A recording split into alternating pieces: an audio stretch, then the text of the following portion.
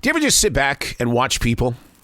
Watch their body language. Listen to how they are bringing their sentences together. Is it a run-on sentence? Is it something that Twitter has created inside their heart where it's just barely there and you're going, I didn't catch what you said. Can you make your thought a little bit longer so I can jump into the same swimming pool that you're in? But, I mean, the way that people are walking around, we're getting number is what we're doing.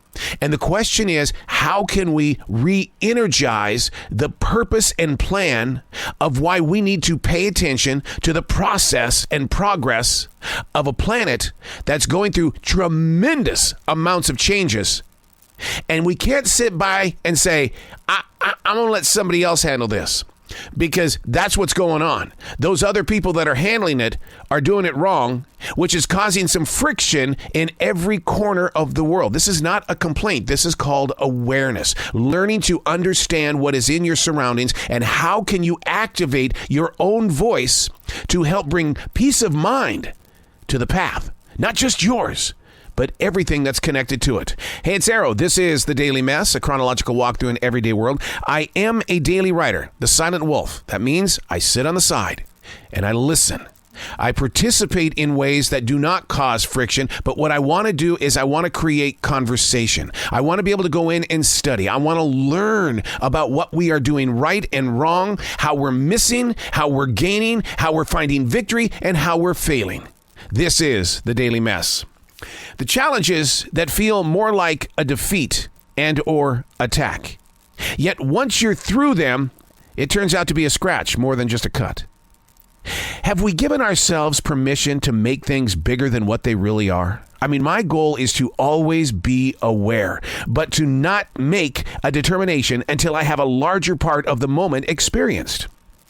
My wife and I always remind ourselves to stop writing the story before it happens. Anxiety is more than an energy thief. It robs the body of its structure, breaking things down in ways that are very much invisible, and yet we know there is something wrong. How can you pinpoint it? I don't know.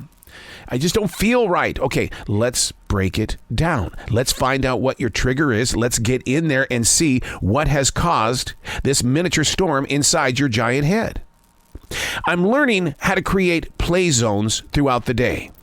A play zone is breaking free of my personal expectations as a podcaster, as a writer, as a performer. I've got to have a play zone in the way of releasing the stress.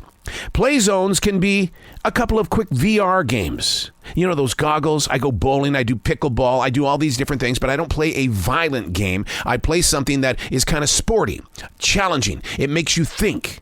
I also go on transition walks so I can be in this forest to take in Mother Nature at her absolute best and worst. I mean, Jazzy and I are on that path, even if it's raining. What are we going to do? Melt? It hasn't happened yet. But it's a play date. It's a play zone. It's a place where you can go and you can create new hobbies. Not things you can get done in 15 minutes, but something that you know is going to require a lot of time. A play zone.